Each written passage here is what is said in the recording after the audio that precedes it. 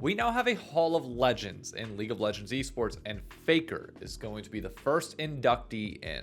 This shouldn't be a shock to many. It's not a surprise that Faker was going to get in at some point. That was a given. 4-time world champion, 2-time MSI champion, 10-time LCK champion. I mean, what hasn't this guy done that is not immediate Hall of Fame first ballot worthy? The question was always, what is the precedent that is going to be set by Riot Games in terms of how people get in? Do you have to be retired?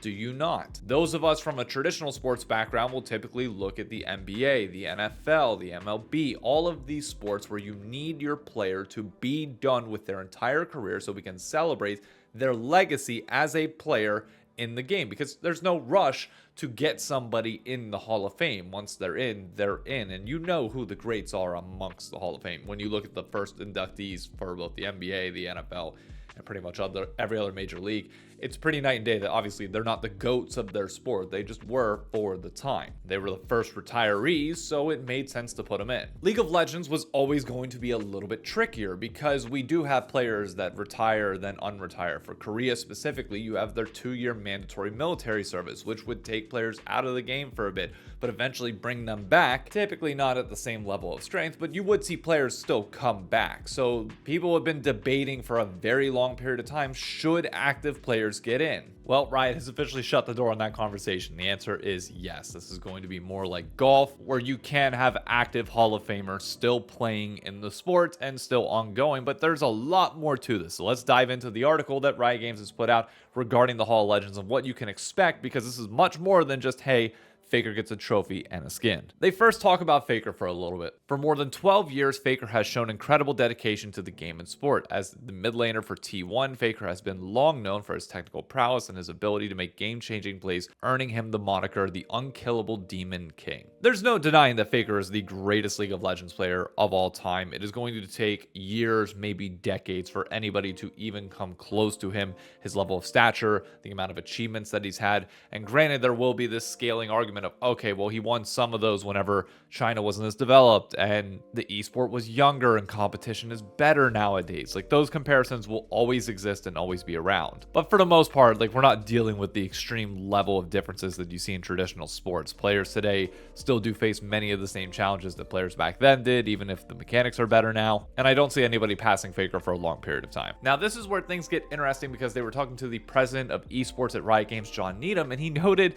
we're getting a lot more. Faker will be honored with an in-game event that will allow fans to celebrate the pro player on the Rift through earnable and purchasable custom cosmetic items that commemorate his journey to the top. Mercedes-Benz will present a dedicated art piece for Faker, fusing reality with the world of League of Legends. In the game's unique art style, the artwork will feature details that highlight Faker's greatest achievements throughout his career. The visual also gives a glimpse of another special gift to Faker, a custom Mercedes AMG SL63. Now, if you're like me and you're not a car person, you might not have known immediately what that looks like, but I did work at country clubs for a few years, so I'm very familiar with how nice Mercedes can be. And yeah, this is the car that Faker's getting.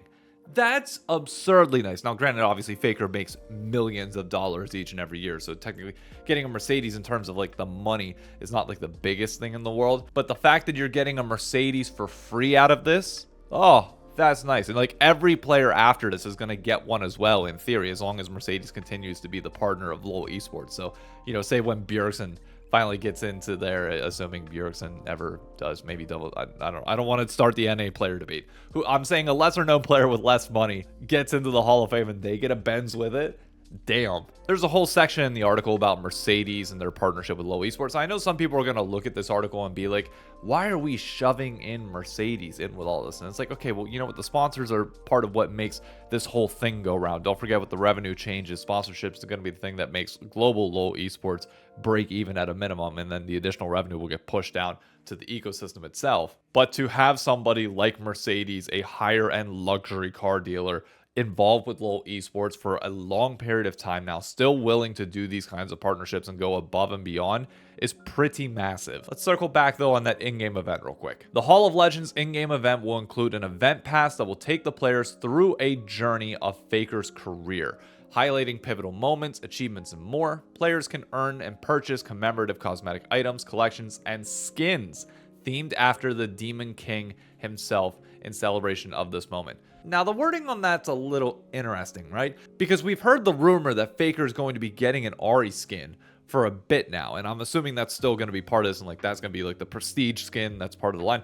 But it makes it sound like there's going to be a whole line of skins about this. I don't know if that's just me like reading too much into like skins with the S after it, but that feels very intentional. But it's good to see more cosmetic items for esports fans coming into the game. I want to be able to show my fandom for teams, for players, for everybody else. I don't know what kind of cosmetics necessarily we're going to be getting here, but it's nice. Like, it's really nice to be able to show your fandom and also show your appreciation. There's a lot of moments in sports history, or at least in games. I remember in Destiny, I think there was a pretty popular streamer who passed away, and like everybody just kind of gathered up in one spot in the map to mourn the loss together. And it's one of those where like when significant moments in history happen in your sport, whether good or bad, having things that everybody can kind of jointly do at the same time or jointly show their support for is really good. So say Faker were to win Worlds again this year, say he were to have a massive major achievement, or say he retires sometime within the next few years, and you go into a lobby and everybody is wearing their Faker icon to show tribute to Faker and respect to the player who, for many of us, is one of the reasons why we're all watching in the first place. That is a very special thing. So getting in-game events, getting in-game icons is great. And the best part is the in-game event's not just a one-off either. This isn't just a one-time thing that Faker gets and nobody else will. Every year, LoL Esports will induct a pro player into the Hall of Legends to celebrate their honor within the sport and game. Players are chosen by an independent voting panel of esports industry veterans and experts from every region who select players based on criteria including international bursts, international and regional titles, role-specific stats, and overall contributions to the sport. I don't know how much role-specific stats you'll ever be able to use. Like, I'm thinking of ADCs, especially during the various metas that we've had. There's no way that you can actually use stats to justify that, like, in-game. But I think it's more talking about, like, obviously, results. Like, how many firsts does Faker have? How many firsts does Chovy have? Etc., all that. One player a year definitely does feel low to a certain extent. I mean, our esports not long enough or old enough to really warrant anything besides that. But I would like to see a precedent set, and I think they'll probably change this in the future, of how do we get coaches and media personalities involved as well? Because the esport is so much more than just individual players. Obviously, Faker going in now is a massive moment. It was the given. Most people knew this was going to happen at some point. But, like, what about Coma, one of the most legendary coaches of all time in the esport? What about Captain Flowers, a legacy caster whose voice will be heard until the end of time for LoL Esports? There are other people in the scene that you also want to see honored in the Hall of Legends beyond just players, and it's something that sports does very, very well, and acknowledging that the broadcast and the show that is being put on is more than just the players, even if the players are obviously going to be the focal point and the reason why we're all here in the first place. The players give us a story to tell, but the people that tell their stories are just as important. So maybe that'll get an update as time goes on. I don't know, we'll see. Players inducted into the Hall of Legends program will be presented with an official trophy for their achievements. Inductees will also be memorialized on the Rift through an in-game event which includes a game pass and collections, inviting fans to not only join the celebration, but to express their fandom through cosmetic items. Inductees and their teams will receive a percentage of revenue from the sale of passes and bundles on a prorated basis. That means that Faker is going to be making bank. It was always pretty obvious that Faker was going to be getting a cut of everything that happens here. You can't use his likeness in game and not give him a percentage of it. But the interesting part for me here is the team portion. Because as of right now, like, Faker is an easy one. He's been on T1 his entire life. Like, it's not a problem. But what happens when you have players that have been on multiple teams, that have had, that, you know, hop around a little bit, because that's more of the nature of LoL Esports than most others? What do you do then? Say Bjergsen, like, going back to that example, do you touch on his time on Team Liquid or 100 Thieves? Do you get icons or cosmetics for those? Even if those weren't where his achievements were made through, obviously TSM would be the main one. Does TSM then get a kickback of that because they're no longer in LoL Esports? Like, they're no longer in the ecosystem? What happens, say TSM folds and, like, completely goes away? Does Bjergsen then get all of the money from that? Like, do you no longer split it between the team and the player? Just does the player get it? It's an interesting precedent.